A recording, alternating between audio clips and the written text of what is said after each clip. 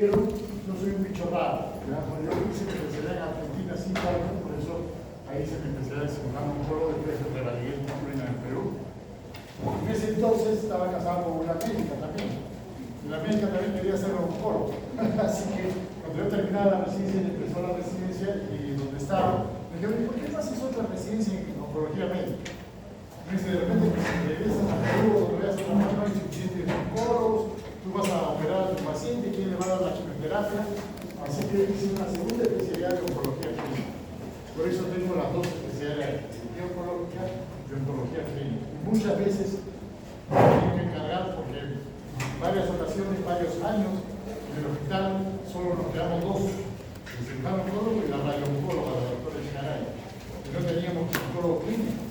Y teníamos que hacer la quimio, la cirugía y todo. Así que sirvió lo que me aconsejó mi profesor.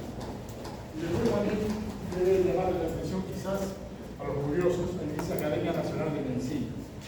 La Academia Nacional de Medicina fue fundada por UNAM. Solo hay 100 académicos a nivel nacional. Cuando muere uno puede ser otro académico. Nadie puede postular. Si yo quiero ser, no. Ellos te llaman. Te escogen y solo hay 100 personas que son académicos del número. El académico del número es el máximo nivel, después ya los viejitos son eméritos y ya honorarios, ¿no? Y los que reciben ingresos son académicos asociados. Después de ciertos años, tú puedes ascender a académico de número. Para eso depende de tu trayectoria, de tu hecho. Y la Academia Nacional de Medicina este año va a hacer su congreso de medicina, su congreso bianual aquí en Arequipa. Y ¿por qué les cuento esto? Es una razón, no siempre hablo por esto. Se va a poder presentar trabajos libres. Y ustedes como alumnos les conviene. Cualquier trabajo. Por ejemplo, el otro día comentamos con Papa Nicolau. Adherencia del Papa Nicolau y los alumnos de la Universidad Católica. Hacemos una encuesta, ustedes saben que no. Cualquier trabajito porque les va a dar ventaja. Ustedes tienen la mala suerte de que cuando salgan a trabajar van a tener pelear con los internos de San Agustín y de la Católica. Ya va a haber internos de San Martín. Este año ya ha habido internos de San Martín haciendo competencia para entrar acá. Porque estudiaron libre, han venido a hacer como hay serie acá, han venido a hacer el internado acá. De repente ya va a haber internos de San Pablo, de la UTC, de otros, cada vez hay más. Cuando yo terminé, éramos 80. No había otros internos. Solo lo de San Agustín, porque no existía ni la Católica. Entonces es otra época. Ustedes van a tener que competir, van a necesitar juntar. No basta las notas, es importante que tengan pequeños trabajitos, todo les va a servir. Porque ustedes están en carrera, es una carrera, la medicina es una carrera, es toda la vida. Ahora nosotros, por ejemplo, los profesores, yo ya tengo años de profesor, igual nos van a, tengo que recertificar los exámenes. Pero los profesores tenemos que volver a concursar con todos los métodos de cursos, diplomas, todas las cosas, para que podamos seguir siendo el rango que tenemos, ¿no? Y médicos también. Este año yo me dice, registro nacional de especialistas solo dura 5 años. Cada 5 años tenemos que volver a presentar todos los papeles que podemos ser aptos para seguir siendo especialistas. Entonces, es una carrera que nunca termina. Ya sabemos, cuando está en carrera, otra pregunta que me hacen siempre, ¿van a preguntar de Bill Ross? ¿Va a preguntar de Papa Nicolau? Yo solo pregunto de lo que hago. Entonces, lo pongo para mañana. Pero casi todas las preguntas es algo que yo he dicho. Cuando los miro a alguien así, quiere decir, eso va a preguntar, así que atento. Porque lo demás ya esto depende de mí. Esto es lo que vamos a aprender hoy día. El desarrollo de la quimioterapia ha pasado también a través de muchos años. Empezó casi en la época de la guerra en 1936 con las mostaza nitrogenadas. Por accidente la descubrieron.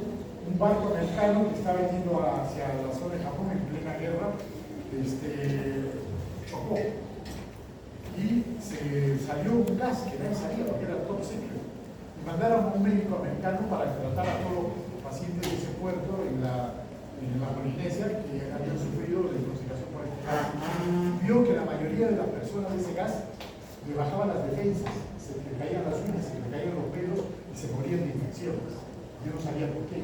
Entonces trató de averiguar qué llevaba ese mal y descubrió que llevaba gas mostaza. De la gas mostaza salió la mostaza fue la primera quimioterapia, y él vio que bajaban los glóbulos blancos.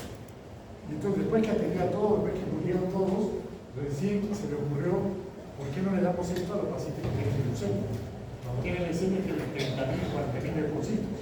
Si yo le doy esto, voy a bajar la leucemia. Y así surgió la quimioterapia, por un accidente que era top secret, pero los americanos no quisieron nunca aceptarlo, de que llevaban gas mostaza en su barco, de echarles a los japoneses. Y de ahí empieza toda una carrera de muchas drogas a través del desarrollo de los que estén interesados. Hay un libro muy bonito que se llama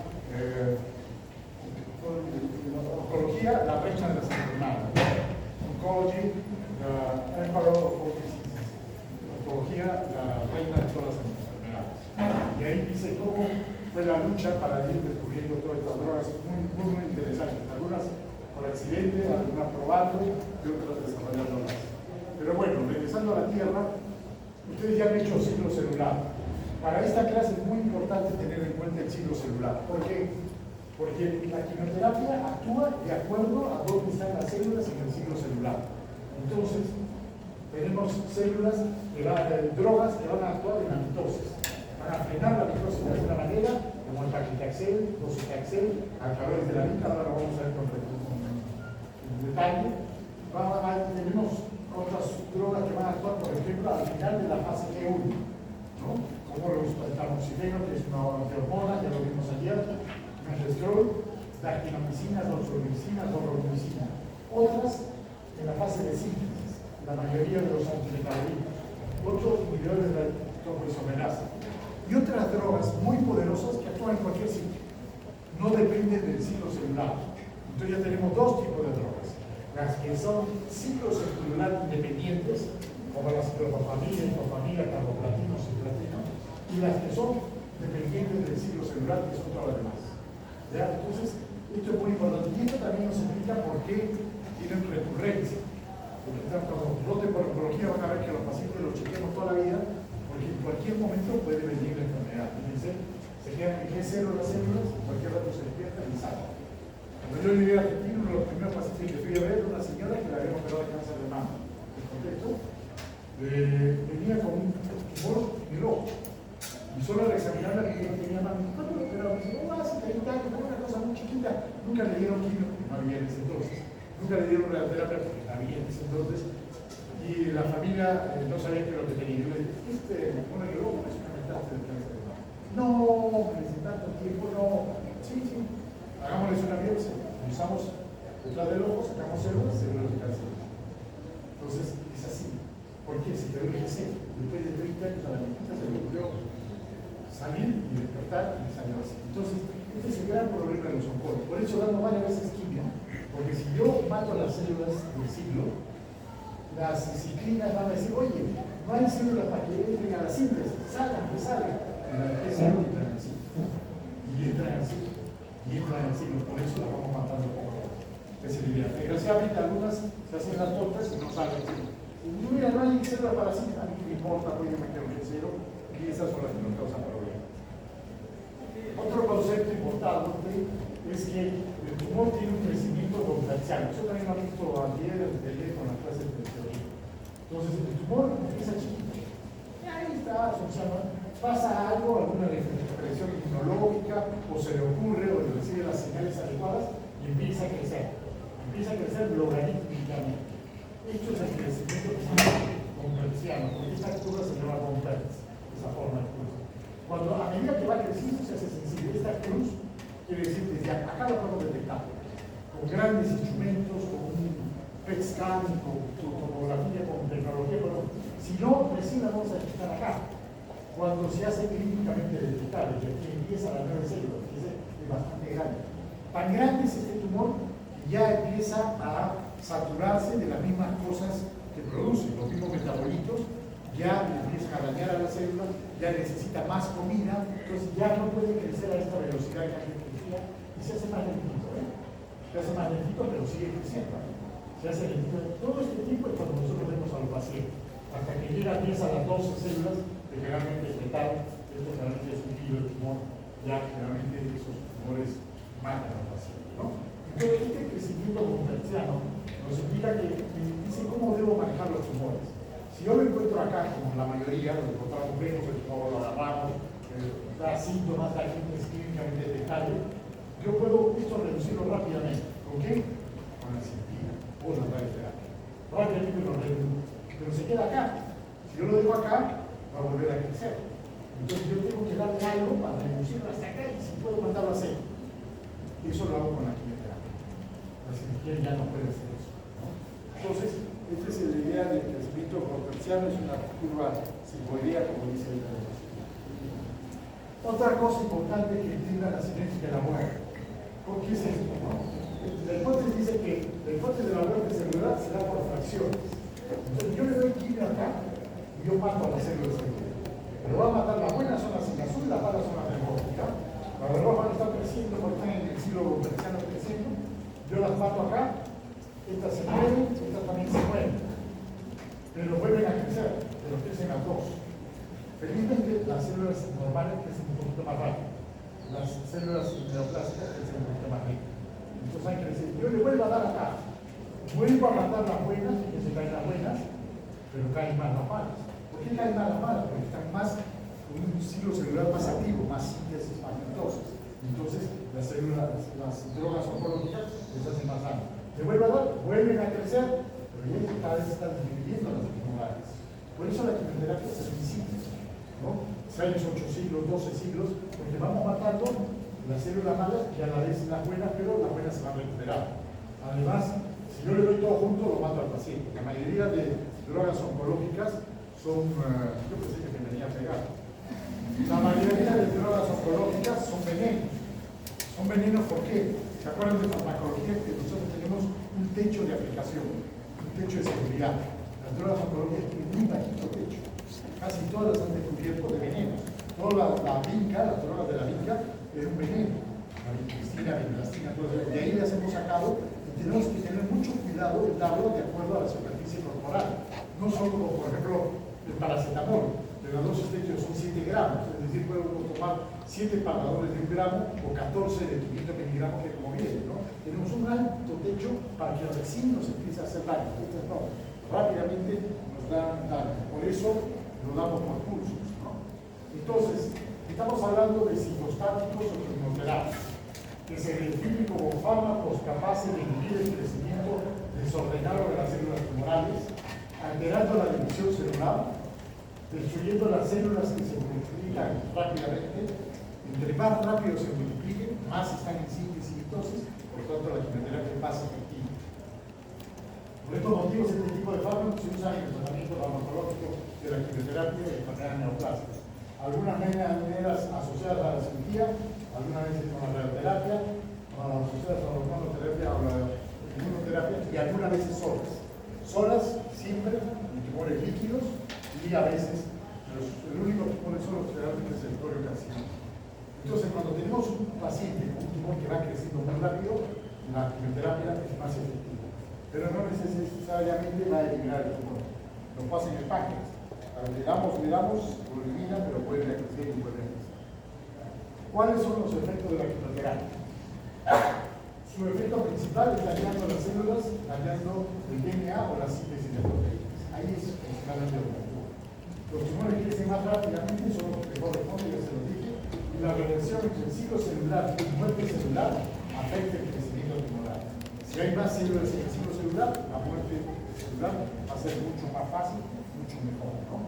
Hay dos tipos de quimioterapia de acuerdo al objetivo. Yo cuando tengo un paciente tengo que saber qué le voy a hacer. Este paciente se va a poder curar, entonces mi objetivo es hacer curación. Hago todo lo que puedo para curar. Lo opero, le doy la terapia, le doy quimioterapia, lo que sea, porque se puede curar. El problema es cuando ya no se puede curar. Entonces tengo que pasar a la parte cardíaca. Entonces la quimioterapia tiene posibilidades de curación, sí. La puedo dar al comienzo para inducir la respuesta, para ver cómo responde. Después le doy una consolidación para estar seguro que la elimino todo. Pero a veces me va a quedar en la curva conversiana. Aquí hay unas cuantas células que en cualquier momento se despiertan, entonces le doy un mantenimiento prolongado. Entonces esto hacemos cuando, por ejemplo, tumores de mama, tumores de colon grandes, el paciente se pasa años, 4 o 5 años en quimioterapia más suave, quimioterapia sin pastillas, ya vemos, pero lo mantendremos mucho tiempo en tratamiento, después ya haber conseguido una infusión y una consideración de la doctora.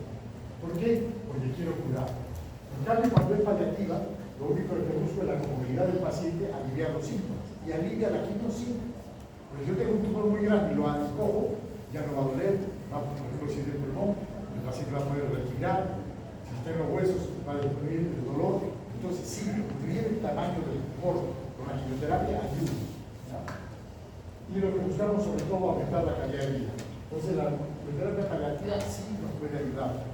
Muchas veces entran los cánceres de pulmón con metástasis en muchos sitios, no lo vamos a curar. Imposible curar el cáncer de pulmón con metástasis en muchos sitios. Pero sí le podemos dar calidad de vida disminuyendo la metástasis para que no tenga dolor, para que no tenga tanta risa, ¿no? Entonces, esto es lo que les decía, ¿cuáles son curativas? Las mismas, leucemia, linfoma, mieloma, coliocarcinoma. Estos son otros tumores especiales, son tumores de quimio, por ejemplo, el tumor de Willis es un tumor en el riñón. Entonces, si los chiquitos nacen con este tumor, se les da quimioterapia, se reduce el tumor y se puede controlar. Y los rhabdomyosarcomas. Los rhabdomyosarcomas es una variante especial del tumor, es el único tumor que es así recontra sensible a la quimio. Y es un problema, porque es un tumor de gente joven y sale generalmente en la esfera ginecológica. Cada vez cuando hay chicas de 13 años, 14 años, el tumor es así en la vagina, en la vulva, y desgraciadamente a veces no lo agarra el oncólogo, lo ve un ginecólogo, tumor, te va a operar, las operan, la mutilan, es un problema. Y nosotros simplemente con quimioterapia se puede curar. No necesita operación. A veces la operan cuando ya no responde, pero la mayoría de las veces se cura solo con quimioterapia. Se puede asociar también a veces a la radioterapia. Otros ejemplos de quimioterapia paliativa son todos los demás. Todos los organismos pueden ser sujetos a quimioterapia paliativa, salvo algunas excepciones. Por ejemplo, ustedes aquí lo ven melanoma. El melanoma no es sensible a ninguna quimioterapia. ¿No ven aquí cáncer de tiroides? El cáncer de tiroides no es sensible a ninguna quimioterapia. Cáncer de riñón tampoco es sensible. Entonces, estamos sacando otra consecuencia. Hay tumores que son sensibles a otros. Por eso hacemos una biopsia. En la mañana, el otro grupo está conmigo, ¿no? Fue un paciente que tenía metástasis pulmonares múltiples. Vieron la tomografía, vieron a la señora, el paciente como si nada se caminaba. Entonces, le decimos hay que hacer una biopsia. Pero, ¿para qué le hacemos biopsia si ya tenemos que es un metástasis múltiple de un cáncer de pulmón? Porque el cáncer de pulmón puede haber metástasis en todo el aparato digestivo, de cualquier lugar del organismo, puede ser epidermoide, puede ser adenocarcinoma. Los que fuman, les da epidermoide. Los que no fuman, adenocarcinoma. Ustedes ya saben, fumar o no fumar, igualito, ¿verdad?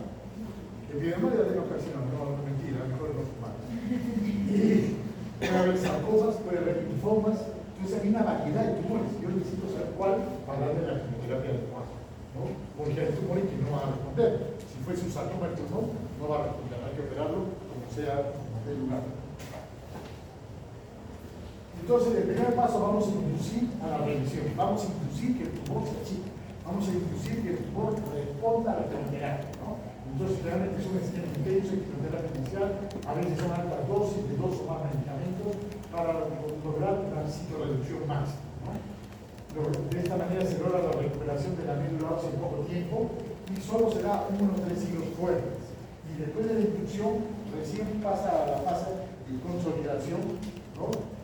Ya es por revisión que el paciente no tiene casi tumor, pero estoy consolidando mi tratamiento para tratar de que más células salgan del G0, que es el ácido celular, y después lo que hablamos, una dosis de mantenimiento, que son dosis bajas o vía oral, o cada 30 días le pongo una inyección, cada 15 días un poquito, y de esta manera mantengo al paciente. ¿Qué es lo que busco? Que el cáncer se vuelva crónico. El cáncer es una enfermedad crónica, y si nosotros lo mantenemos al paciente más largo tiempo crónico, el paciente va a vivir más. Pero de todas las enfermedades crónicas, son muchas, ustedes saben, ¿no? Hipertensión, diabetes, reumatismo, artritis, artrosis, la única que se cura son el cáncer. De todas las enfermedades crónicas, la única que se puede curar es el cáncer, cuando lo agarramos en estadios iniciales, ¿no? Cáncer de cuello uterino en estadio 1 se cura en 90%, ¿no? Después ya empieza a bajar la circulación. Y a veces, después de todo el tratamiento, vuelve la enfermedad. Entonces ahí le haremos quimioterapia de rescate o de salvamento, ¿no? Para tratar de recuperar nuevamente al paciente, especialmente si el paciente ya había respondido bien anteriormente a la quimioterapia, ¿no? En cuanto a la estrategia, ¿cómo le doy la quimio? ¿Le doy primero o le doy después? Entonces hay dos formas de dar la quimioterapia. Adyuvante, que es la que más se da generalmente, o cuando será después del tratamiento principal. Por ejemplo, opero una mama y no estoy seguro que haya quedado por ahí una célula de glicero, como le pasó a la viejita que me contaba, ¿no? Que a la viejita quizás si le hubieran dado quimio en su momento, nunca hubiéramos eliminado toda la GC, ¿no? Pero los pacientes con alto riesgo de recidir a posterior a la terapia local inicial, hay que darle adjuvancia. Cuando damos, en la mayoría de los casos, operamos un colon o si tiene más de 4 ganglios, le damos quimioterapia. Operamos un cáncer después del uterino nos sale positivo los márgenes o queda enfermedad, le damos quimioterapia, ¿no? Depende del sitio anatómico, del tamaño, características patológicas, biología del tumor, depende de la involucración de ganglios linfáticos y del riesgo genético. O sea, una serie de factores nos van a decir sí, mejor darle quimioterapia, ¿no? Por ejemplo, el cáncer de colon, cuando hay obstrucción, de todas maneras le damos quimioterapia, porque la obstrucción ha hecho que el tumor esté peleando por pasar el huequito, o cuando el organismo ha estado peleando mucho, la presión ha hecho que muchas células puedan salir. Entonces el riesgo de recidiva le damos a los padres. Aumenta el efecto para micrometástasis. Micrometástasis chiquitas las voy a eliminar con la adjuvancia y el mayor riesgo de toxicidad, porque le voy dando mucho tiempo, es cierto, puede ser tóxico, pero el beneficio es mayor. Pero hay otra estrategia. Bueno, es ayudar, el mantiene le doy, otro se les da, le doy cirugía o la terapia y después le doy la adjuvancia. Pero algunas veces puedo darle neoadjuvancia, es decir, antes del tratamiento principal le voy a dar neoadjuvancia. ¿Cuándo hacemos eso? Cuando yo tengo un tumor grande que lo quiero curar. Por ejemplo, un cáncer de mama que tiene más de 2 centímetros de ganglios en la axila, yo nunca lo quiero. Neoadjuvancia para tratar de disminuir la cantidad de células. Nadie se muere de un tumor en la mama. La teta no es vital, pero la metástasis en el hígado sí la va a matar. La metástasis en el pulmón sí la va a matar. Entonces yo tengo que hacer algo para que después de la cirugía no aparezca eso. ¿Qué le doy una neoadjuvancia, le doy un tratamiento antes de la cirugía principal, ¿no? Entonces, la neoadjuvancia se define así como quimioterapia primaria o de inducción posterior al diagnóstico. Yo hago el diagnóstico, ese tipo es, qué tipo de cáncer, y le doy quimioterapia. Hay que valorar me permite valorar la respuesta a la quimioterapia. Si el tumor realmente se encoge, que es muy sensible. Pero después de operarlo, yo le puedo dar un poco más de quimio si me parece necesario, ¿no? Entonces la quimioterapia puede ser, ¿se acuerda la estrategia adjuvante o neoadjuvante? ¿No? Acá hay una quimioterapia neoadjuvante en cáncer de mama, que es grande. Si yo lo opero, tengo que sacarle toda la mama, ¿no? Es grande y aparece que tiene dos. Entonces le doy quimio, fíjense cómo se ha reducido. Entonces la posibilidad de éxito es mucho más grande, ¿no? Todos los tumores de mama de 2, es decir, más de 2 centímetros, le damos neoadjuvancia. Pulmón, páncreas, colon, gástrico y sarcoma también. Y ahora otro que le damos terapia multimodal. Quiere decir, le damos a la vez. Muy pocas veces usamos 2 armas a la vez. Por ejemplo, nunca lo operamos y a la vez le damos quimio, raras excepciones, ¿no? Primero se opera, después se le da quimio, se le da quimio y después se opera. ¿No? Igual pasa con la radioterapia. ¿Por qué? Porque se suma la toxicidad. Pero algunos tumores sí necesitan hacerlo a la vez, ¿no? Por ejemplo, el cáncer de recto, queremos reducir el cáncer de recto, le damos radioterapia. El cáncer de cuello uterino le damos a la vez. Van haciendo radioterapia, el primero, el séptimo, el 14, el 21 día le damos un poquito de quimio. ¿Por qué le damos así? Para que salgan las células de T0, que estén en la fase de síntesis, venga la radioterapia y la mande mejor. Entonces, es una estrategia que se llama terapia multimodal, ¿no? Lo damos realmente con radiación, ¿no? Acá tienen terapia concurrente para cuello uterino, recto, ano, cabeza y cuello, ¿no? El ano, por ejemplo, dando terapia más radioterapia, hemos logrado ya curar el cáncer de ano antes se operaba. ¿Qué se hacía una resección amplia, una resección abdominopelviana, sacaban todo el recto y el ano, quedaban con colostomía de por vida. Imagínense eso. Debilidad. Ahora, con quimioterapia se controla y ya no necesitan eso. Salvo que vuelva la enfermedad del cuello uterino. Pero, como les decía, hay algunos tumores que tienen poca respuesta, y son melanomas diseminados, ¿no? Riñón, melanomas, tiroides, biliares, hígado y vulva. El hígado últimamente tenemos anticuerpos monoclonales, tenemos otras drogas, pero en general, estos tumores no responden a la quimioterapia. Una cosa importante que hacemos los oncólogos es ver la respuesta al tratamiento. ¿Cuánto damos de quimioterapia? Cuando el paciente me dice, ¿cuántos siglos me van a dar? Entonces todos vamos a depender de la respuesta al tumor. Eso se llama RECIST, es un método de medir cómo está respondiendo el tumor. Entonces, generalmente le vamos a dar 3 o 4 ciclos y lo vamos a evaluar al paciente. ¿Qué vamos a evaluar? Vamos a ver si ha respondido. Decimos que hay una respuesta parcial, se ha disminuido el 50%, por lo menos el 50%, en un área bidimensional. Permite los tumores y ahora con imagen lo podemos medir. Entonces, si medía 5 centímetros o 6 y ha bajado a 3, tiene una respuesta parcial, ¿no? Respuesta completa cuando desaparece, y muchas veces desaparece. En mama, por ejemplo, ahora están desapareciendo los tumores, entonces tenemos que marcar antes de inicie el tratamiento dónde está el tumor. Cosa que cuando lo desaparecen, entramos a buscar el clip que ponemos, sacamos el clip y vemos si ha quedado algo de tumor, porque ahí puede quedar algún eje cero que después va a volver a dar. Entonces se opera igual cuando hay una respuesta completa. Pero puede haber lo contrario, progresión de la enfermedad, que a pesar de la quimio, el tumor ha crecido. Si a pesar de la quimio el tumor crece, evidentemente no está respondiendo en una progresión de la enfermedad. O puede ser que el tumor que medía 4 centímetros le doy 4 ciclos de quimio y se queda igualito, quiere decir enfermedad estable. No hay respuesta parcial ni total, pero se ha quedado estable el tumor y ha crecido, lo hemos mantenido, ¿no? Entonces, con toda esta valoración de la respuesta, yo voy a decidir qué hago, le doy más quimio, lo opero, le doy radioterapia, entonces veo qué estrategia sigue. Y es por eso que le damos realmente 3-4 ciclos, se reevalúa con este sistema y volvemos a decidir. Otro criterio importante, bueno, este es lo mismo, el RECIST, ¿no? ¿Cómo son los criterios de evaluación? Si hay respuesta completa, parcial, el cuadrito que les he dado es más fácil que todo esto, pero bueno, ya lo sacaré para todos. Otra cosa que tenemos que medir en el paciente es, ya sabemos qué tipo de cáncer tiene, ya sabemos si va a responder o no, ya sabemos cómo le voy a dar. Nuestro problema es a quién le voy a dar. Y entonces tenemos que medir el estado funcional del paciente. Estas son mediciones del estado funcional del paciente. Hay dos formas. El Karnofsky, que es acá, y el que vamos a ver luego. Este usan los gringos. Los americanos, la medicina americana, ya la van a ir viendo a medida que crecen en su carrera. Son muy complicados los gringos. Son los que usan tablitas. Cuando ven hígado, lo tabla de Charlie para ver si el índice está de cirrosis.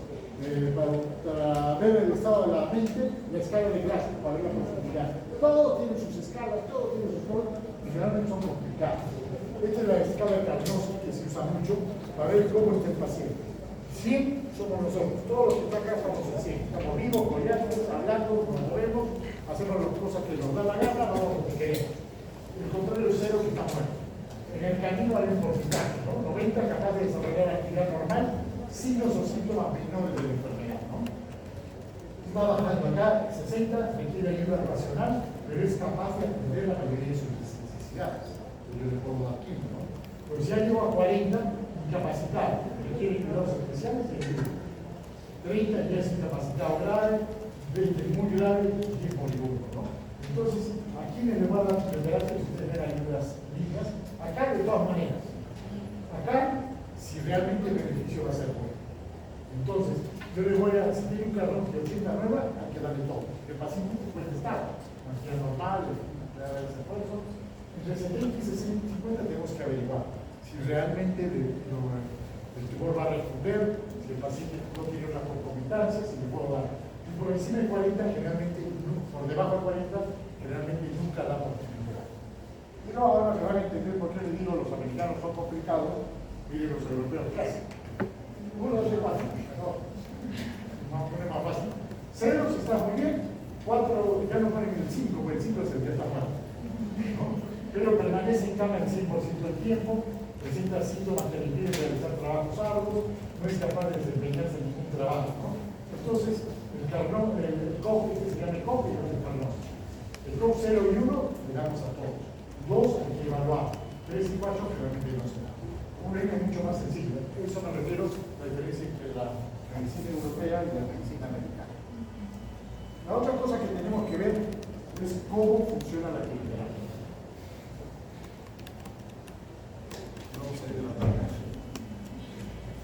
Hay muchos mecanismos, ¿no?, para atacar a la célula tumoral.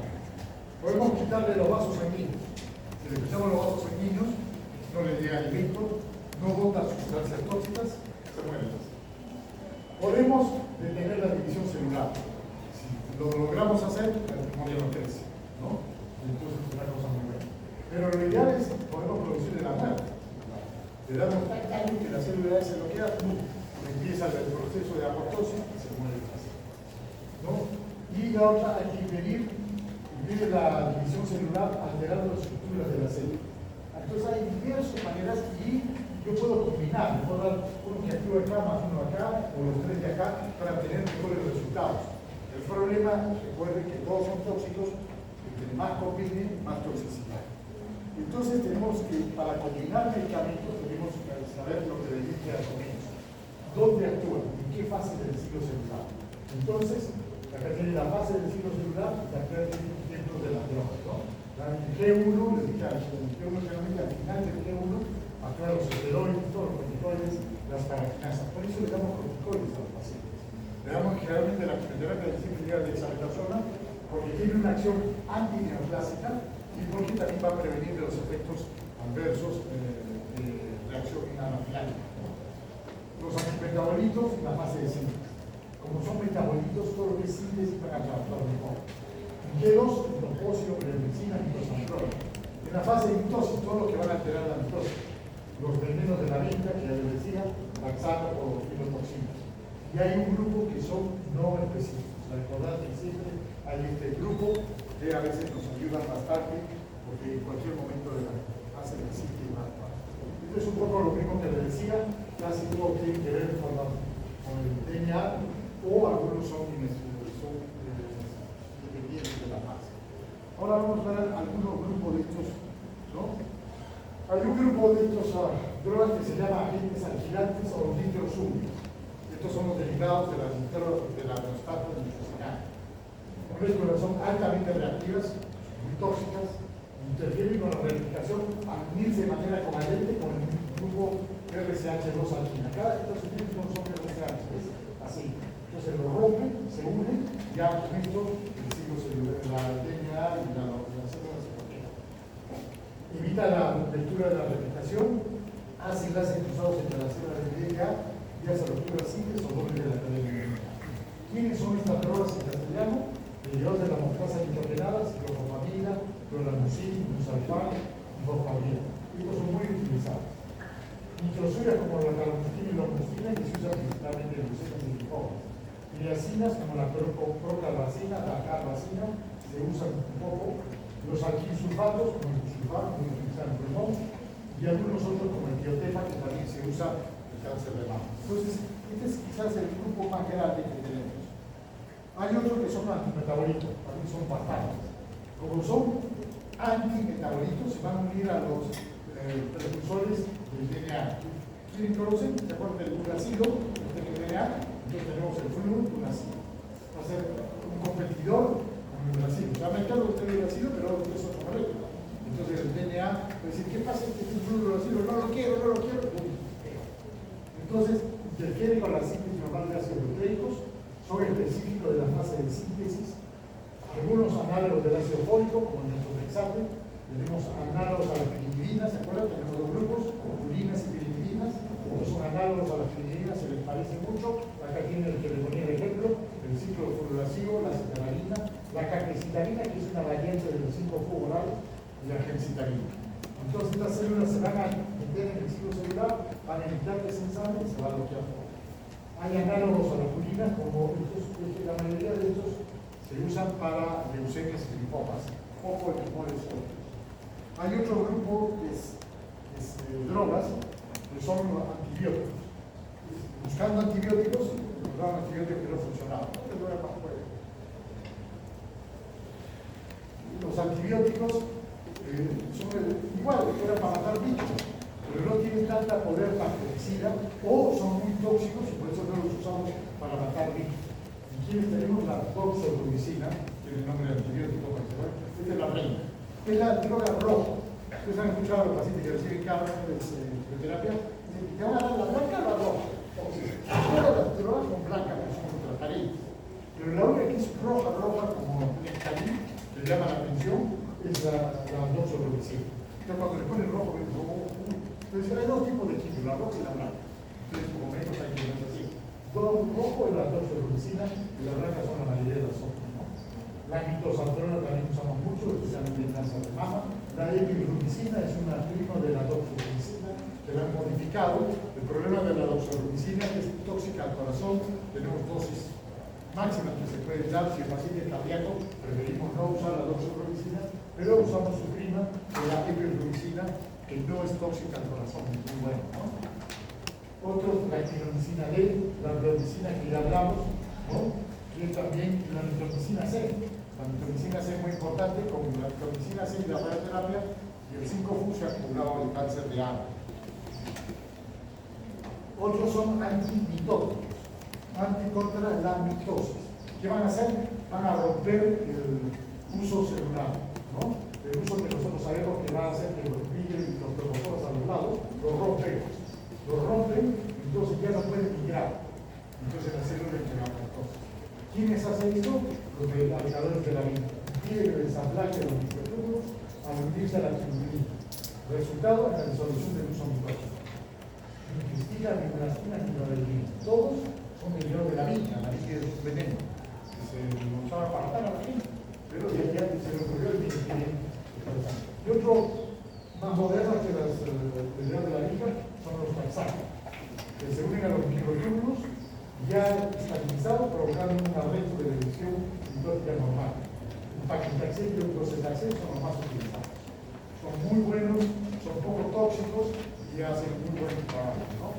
Y estos son los que dicen los blancos. Por ejemplo, cáncer de mama, le dan primero por sobrevicina 4 ciclos y después siguen con paclitaxel 12 ciclos. Por eso la gente dice la roja y la blanca, ¿no? La roja y la blanca. Y hay otro grupo de drogas que se usa en el tratamiento del cáncer que son agentes moleculares específicos. Estos son de dos productos, IBI, todo lo que sea imatinib, ¿no? Acá está clefidinib, erotinib, desatinib, solanib, son inhibidores de la tirosin quinasa.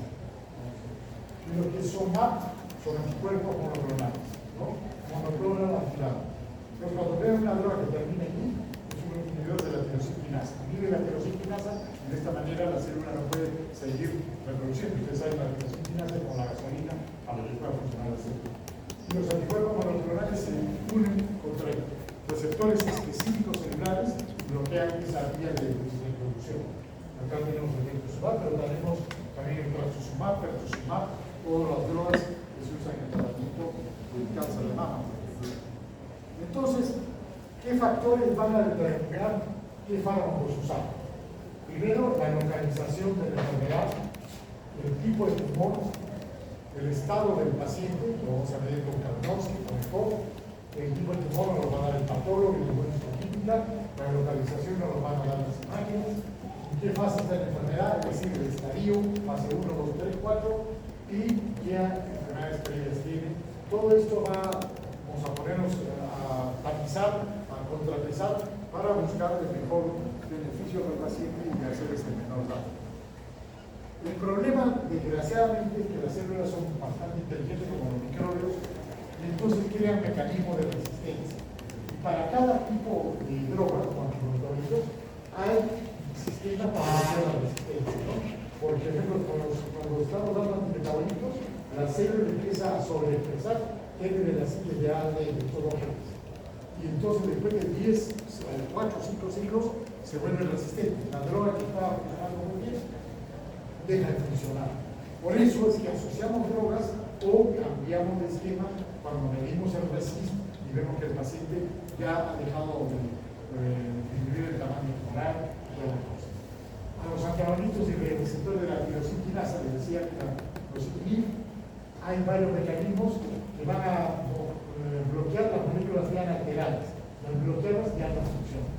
Y así sucesivamente, en cada tipo de célula hay mecanismos propios que la célula va desarrollando para bloquear. Hay uno acá que no. Alteraciones en el transporte de la membrana. Ustedes han escuchado y saben que hay la bomba de sodio y potasio. También hay bombas que permiten el ingreso y salida de medicamentos. Por ejemplo, todos los de la droga de la vinca usan una bomba asociada a la vinca. ¿Qué es lo que hacen? La célula la bloquea para que la cristina, la melastina no lleguen a la célula y no puedan actuar en el núcleo. Entonces, bloquean la bomba que es necesaria en los medicamentos. Eso se refiere a alteraciones en el transporte.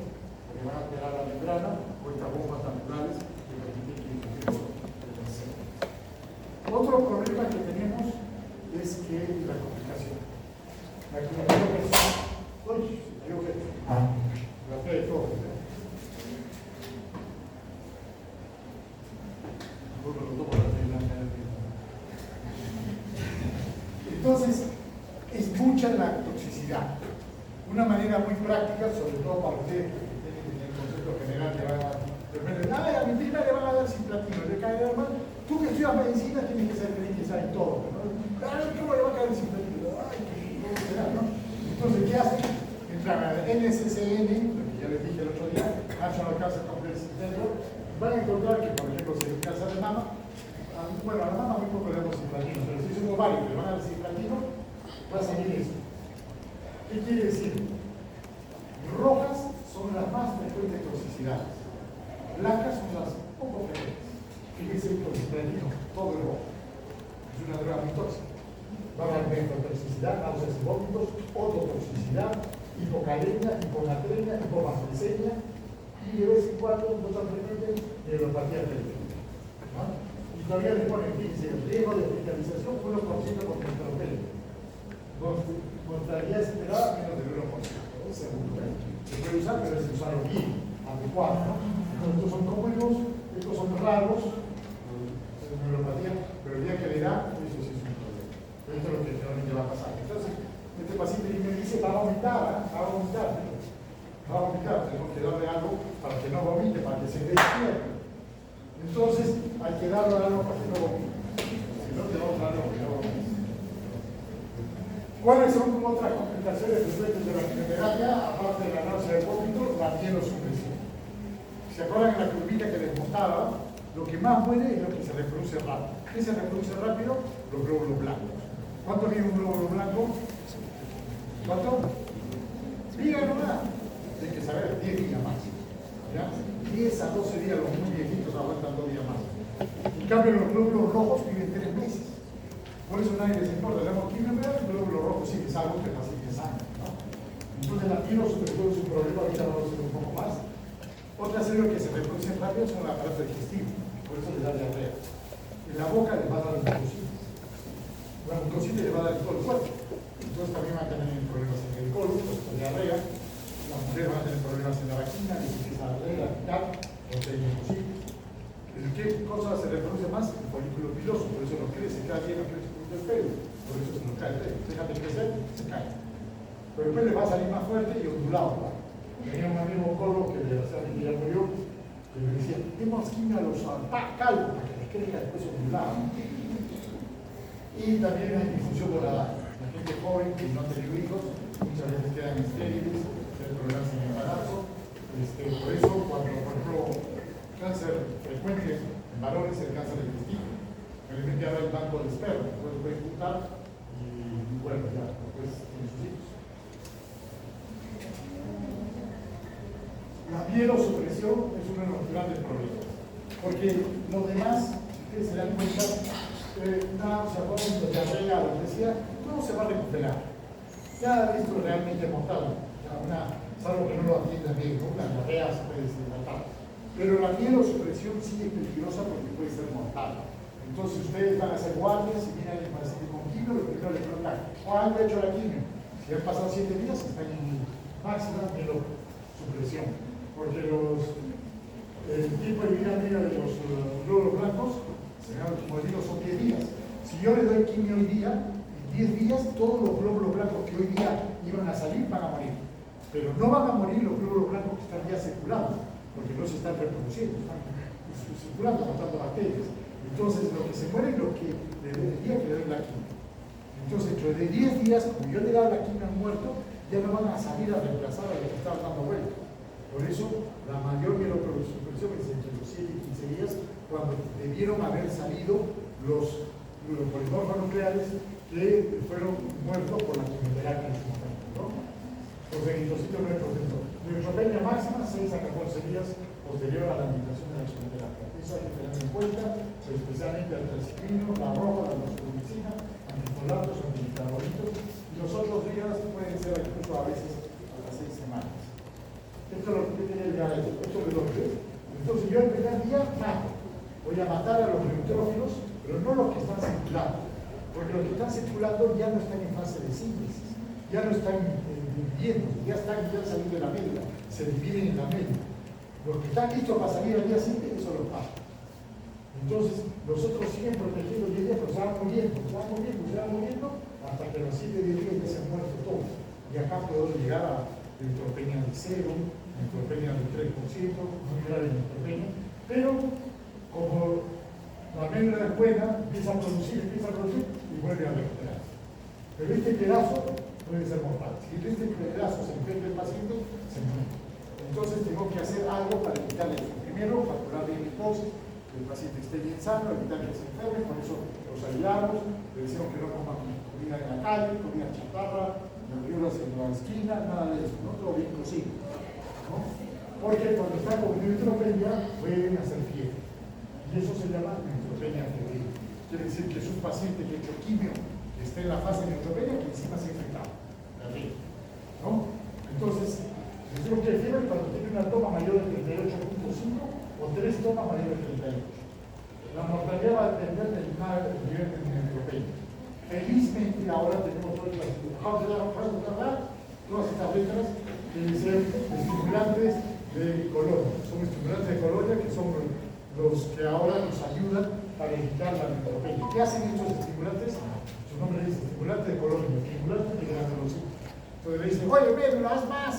Y la médula, suéltalos aunque estén inmaduros. Y empieza a soltar más poliformos rosales. Y entonces logramos que no se ocurra esto. Entonces, si yo le doy la quimio y le doy eso, como yo los he matado hoy día, le digo a la médula, ya pues suéltalos. Entonces empieza a soltar. Y no llega a caer, se mantiene acá. ¿Se dan cuenta? No baja la neutropenia. Por eso, cuando sabemos que voy a producir neutropenia, le doy estimulantes de colonia, que son muchos, de mujer y todo lo demás, que el gastrín, que lo deben haber escuchado, todos esos van a estimular a la médula. Y hay muchas marcas, por eso, otros son estos estimulantes de granulocitos y mielocitos, ¿no? Hemopolietina estimula los glóbulos rojos, cromopolietina va a estimular las plaquetas, y así otros más. Pero lo que más utilizamos son estos dos, los dos primeros. Lo que pasa es que a medida que son más específicos también son más caros. El otro problema, si bien no es mortal, pero que tener en cuenta son las náuseas y los vómitos. Más frecuente en las mujeres. Las mujeres vomitan más fácil que los hombres. Parece que el alcohol de los hombres no tiene. Ni los jóvenes. El consumo elevado de alcohol disminuye. Por eso hay que chupar de vez en cuando, cuando se da quimio, no van a vomitar tanto. Depende de la dosis. ¿Ya? Depende de la dosis y de la droga. Hay drogas que nunca dan vómito, como el ciprofloxacino, ¿no? Y eso se llama emitogenicidad. Y hay tablas a ver cuáles son más emitógenas que otras. Hay una tenesis aguda, es decir, vómitos agudos ocurre que yo aplico la quimio y las primeras 24 horas el paciente se mata a vomitar. Pero hay una tenesis tardía después de 24 horas, que tiene diferentes mecanismos de acción. Desgraciadamente hay varios mecanismos de acción del vómito. Produce una irritación local, ¿no? Por la lesión celular, produce irritación del centro del vómito y también a nivel central en los cuerpos superiores del sistema nervioso central. Entonces tenemos que usar drogas que la bloqueen en diversas partes. Esto es lo que les decía, el nivel de electrofenicidad. Nivel 1 no produce vómito, ¿no? Pero si sumar, la medicina, todas estas. Fíjense, los venenos de la vida son los que menos vómitos producen. Nivel 2 ya va a aumentar, ¿no? Nivel 3 ya sí hay que tener cuidado, ¿no? Acá está el carboplatino, que son bastante, la ciclofentanila, las doxorubicina, el oxaliplatino, esto sí hay que dar algún tratamiento para evitar el vómito. Y los nivel 4 sí van a vomitar, quedamos o no. Entonces tenemos que dar mucho más tratamiento. ¿Qué tratamiento podemos dar? Podemos dar inhibidores. Esto lo que decía que es el cuadrito que adelanté, que pueden hacer a nivel central, en el centro del vómito y periférico. Entonces tenemos drogas que van a actuar en los 3 niveles. La más conocida es los antagonistas de la 5-hidroximetilvitamina, que es el ondansetron. Hay varios primos, ranitidol, palosetron. Eso simplemente depende de la potencia. El más potente es el palosetron, por lo tanto el más caro. El más común es el ondansetron, que es el más barato, ¿no? De la piedra angular de la profilaxis de la quimioterapia. Lo usamos mucho, se puede usar con muchas drogas. Yo, por ejemplo, no soy cirujano, pero soy cirujano, pero el tratamiento siempre opera la poquita después de la cirugía. Pero yo preparo todo esto y a todo mi paciente, antes que se haga la operación, le pongo el ondansetron. Para que no vomite, no están operados, vomitando, va a ser un dolor, ¿no? Entonces, lo bueno es saber estas cosas, ¿no? Lo demás tiene efectos colaterales, sí. Cefalea,